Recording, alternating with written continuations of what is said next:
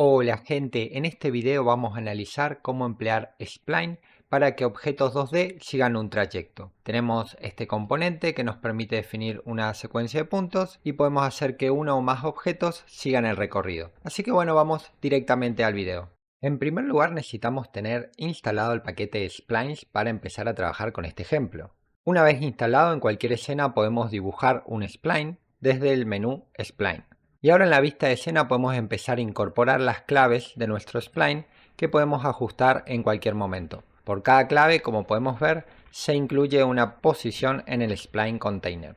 Una vez que terminamos de dibujar nuestro recorrido, podemos apretar escape. Si alguno de nuestros nudos del spline no nos gustó, siempre podemos seleccionarlo y moverlo y reposicionarlo donde queramos. También podemos seleccionar la siguiente opción para incorporar un nuevo nudo en el spline o seguir dibujando el trayecto a partir de él. Ahora, asumiendo que estamos conforme con nuestro trayecto, vamos a empezar a mover un objeto sobre él. Para eso vamos a tener que codificar un script, pero antes vamos a tirar un tip. Está bueno pensar el recorrido del spline en un intervalo entre 0 a 1. Es decir, que la mitad del recorrido sería algo más o menos como esto. Y eso vamos a utilizar en el código para determinar qué tanto avanzar. Ahora vamos a crear un nuevo script al cual vamos a llamar recorrer spline. Y este código tiene la siguiente estructura. Necesitamos la referencia al spline container que va a determinar el trayecto que tenemos que recorrer, una velocidad que podemos configurar para ir más rápido o más despacio y una variable privada que determina el progreso de ese objeto en el spline. Ahora en el estado update, por cada frame, seteamos el progreso como la suma de la velocidad por time delta time, porque queremos que sea una operación frame independent. Ahora, como les dije, tenemos que pensar el progreso en el spline en términos de un intervalo de 0 a 1. Cuando estamos recorriendo, por ejemplo, la mitad del spline, estamos en 0.5. Entonces, para poder obtener un valor entre 0 y 1 que represente nuestro progreso, tenemos que hacer una asignación del resto entre la división del progreso y 1. Ahora podemos utilizar este valor para evaluar la posición del objeto en el spline, con el método correspondiente que evalúa la posición y nos retorna un vector 3, el cual podemos asignar a la posición de nuestro objeto. Creamos entonces un triángulo de prueba, le asociamos el script, incorporamos la referencia a nuestro spline y ahí podemos ver el resultado. Obviamente nuestra velocidad es bastante significante, podemos disminuirla. Ahora bien, como ustedes pueden notar, se reinicia solo el movimiento una vez que finaliza el recorrido.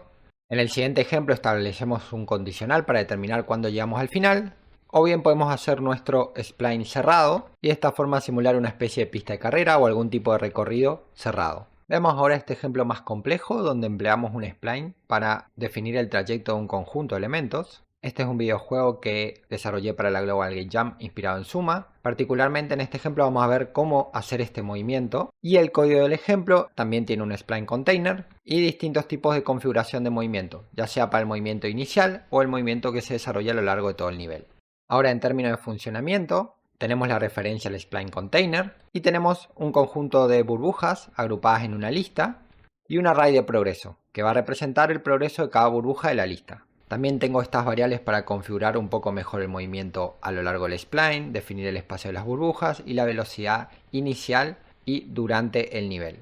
En el update tengo dos tipos de comportamientos, un avance inicial que es un poco más acelerado y el avance normal. También tengo que poder definir una bandera para pausar el movimiento en el spline, pero como pueden ver el movimiento a lo largo del spline es muy similar al ejemplo que vimos para un objeto. Solo que esta vez tengo que recorrer la lista de burbujas. Por cada una de ellas definimos su progreso, teniendo en cuenta la posición que tiene cada una de ellas en la lista.